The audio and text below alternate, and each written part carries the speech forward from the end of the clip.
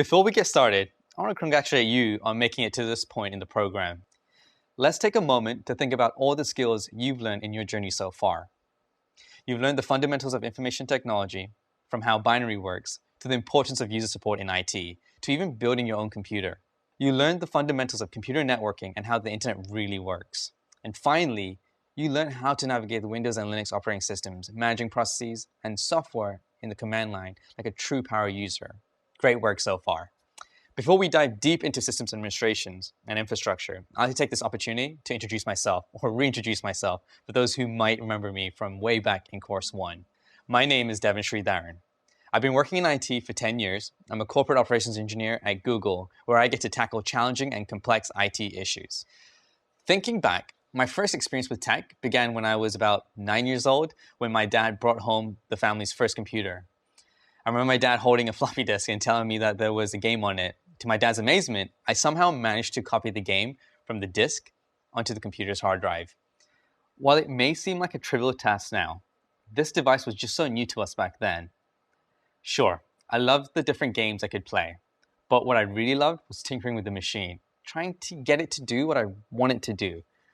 While that floppy disk and computer might have ignited my passion for technology, it was actually my first few job experiences that really started to shape my IT career. One job was in retail selling baby furniture, and the other was at a postal store where I helped customers ship their package and became the one-person IT crew.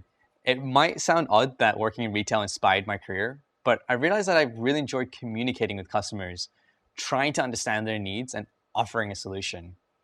My first experience working directly in IT was in college as an IT support specialist intern.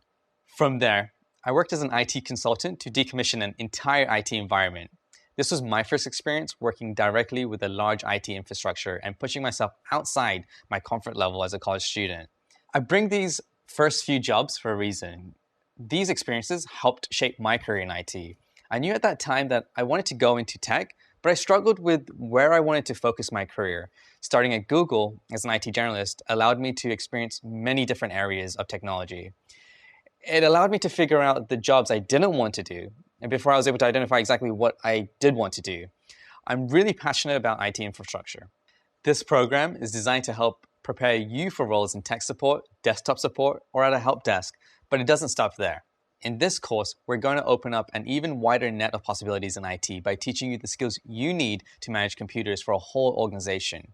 If you're working in a small organization, you might need to do this from day one. If not, stretching your skill set will make you stand out in the field and prepare you for potentially taking on this work further on in your career.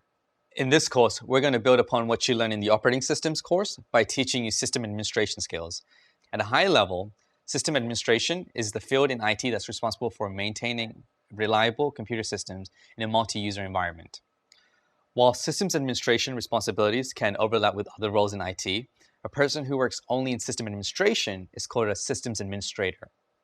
Systems administrators have a diverse set of roles and responsibilities. They can range from configuring servers, monitoring the network, provisioning or setting up new users and computers, and more. Think of system administrator as a tech generalist. They handle many different things to keep an organization up and running. It's actually very similar to how IT support specialists work. You need to apply your diverse set of tech skills in different situations to help solve problems in an organization. As an IT support specialist, doing systems administration tasks might be part of the job. So we're going to introduce the skills and knowledge you need to manage organizations and systems to keep your skills well-rounded. By the end of this course, you'll learn what services are used in IT infrastructure. You'll also learn about essential user software for your organization and how to manage an entire organization's users and computers using directory services. Finally, you'll learn the skills you need to back up your organization's data and recover it in the case of a disaster. All right, it's time to get started, so let's dive in.